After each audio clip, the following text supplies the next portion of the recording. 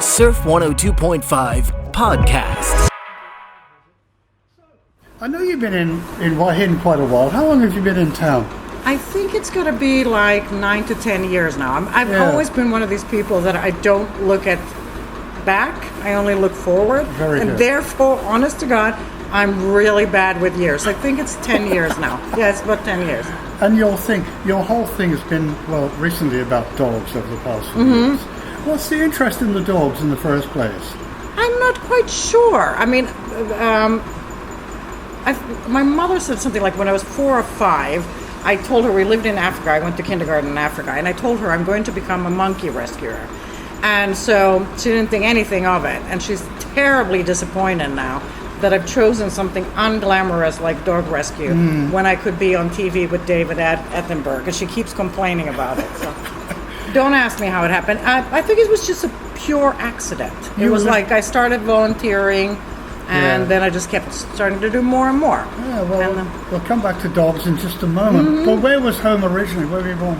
So for me I'm a mix. I'm a Scandi, I'm a half Finnish, half Swedish.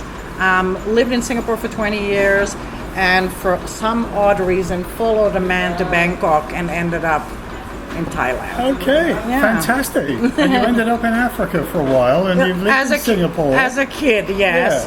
I had a dad who liked to travel. Okay, what did Dad do? He was a businessman. He did pretty well. He was like his daughter, a workaholic. Okay, that's great. And you are always on the go, aren't you? Yeah. I'm exactly like my dad. And you were saying you've been here for around 10 years or so, and dogs are your thing. And I know you're on Facebook because I see your Facebook every 10 minutes or so, because you post so frequently. It's all about the dogs, isn't it? Somebody said to me, like, you vomit them all one shot. And I said, I don't care if anybody likes them or not. It's like, that's what's in my head. Yeah. And there's individual stories, and there are individual people involved in various stories. So I like to thank people when they help me. So it just is, I'm in the mood, and I'll just post 6 or 7 things. And I know it's not the way to do it, but I just want them out of my head so I can move on to the next thing. So, yeah. You've also been involved with the Wahine Business Network, and you're you're the person behind all the emails, I think, and all the PR and getting it. You know, you're the one that does the work. Actually, which is amazing. Not the last 6 months. Basically, Wahine was sidetracked. Wahine Business Network started because we were a part of another association. Yes. And we were sitting in Mondovino with Coca-Cola, thank you. And we were sitting in Mondovino, Brian Anderson, Peter Kirkturp, and I think that Sammy Karolius had left at that. Maybe he was still around. Okay. And we were going to close this other one up, and I said, why don't we open it to everybody instead of doing a hotel association? Okay. And that's how Wahine Business Network started. Great. You can hear the cans being opened and the drinks being poured. And it's sugar I love. Concat, thank you. Okay. I need sugar when it's not like this. Yeah, so that's another thing. And then last 6 months I've not been so busy because my focus has sort of changed. But I will definitely be back to doing Wahine Business Network. I'm just trying to get my... More about that a little later. Yes, more. All right. You're obviously doing a lot of things with dogs, and you've got a new project on the way, and you've got a lot of energy and drive, and I know you need some help as well. Tell me a little bit about the story. So basically, I don't really know when this happened. It was one of those things that just sneaked on me. So I started, like I said, I did some volunteer work. Yeah. And little by little, dog rescue is a little bit like any kind of rescue, whether it's elephants. First you think, I don't know how to do that. And you're like, I'm yucked out by blood. And then you're okay with blood, but you're not okay with something else. And before you know it, you're full on doing dog rescue. And it really kind of crept on me. If you asked me, I would have said, no, me. Right. Dog rescue. I really thought I was like a little media girl working in Singapore. Never would have thought of this. So what it's now become is we've got a charity called Hinlek Fire Rescue. It's the area that's really, really close on Soy 70. And the reason it's called this is because that's where I started. Yes. I started doing dogs, and now I'm just everywhere. Overwhelmed. Yeah, no, not overwhelmed, but everywhere. But basically, are you just taking dogs off the street? and then trying to find a home. I mean, what's the idea? Not really, because nobody can afford it. So what we do is we will deal with dogs having accidents. So if it's accidents, give you an example of last 2 months has been extremely exciting. We had a dog whose leg was chopped off with a machete. Oh. We had 2 dogs found in the same location with an axe put through in the exact spot in the head. So people are doing this. I had last week 14 dogs poisoned. And so we try to help these. I don't go when people call and say, oh, he's limping a bit. I can't afford to do all of these. So that's what we do. We do spay clinics. What else do? We do spay clinics. We do rehome if it's an animal that's particularly nice.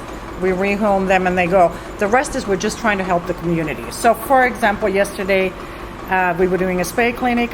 You would have loved it. It was all these Thai people moving around with the salangs, picking up dogs. Wonderful. And bringing the dogs in, and we were snipping and then releasing them.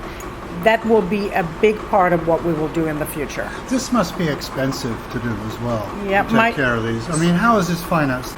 But in the future, I would like to become an official charity. It's just cost a lot of money to get it set up. We average about 200,000 baht a month, minimum. You have food. I work with the nun. She has 200 dogs and 70 cats. And every 5 days, if she gets some Singaporean sponsors, she'll come, I want food, no have food.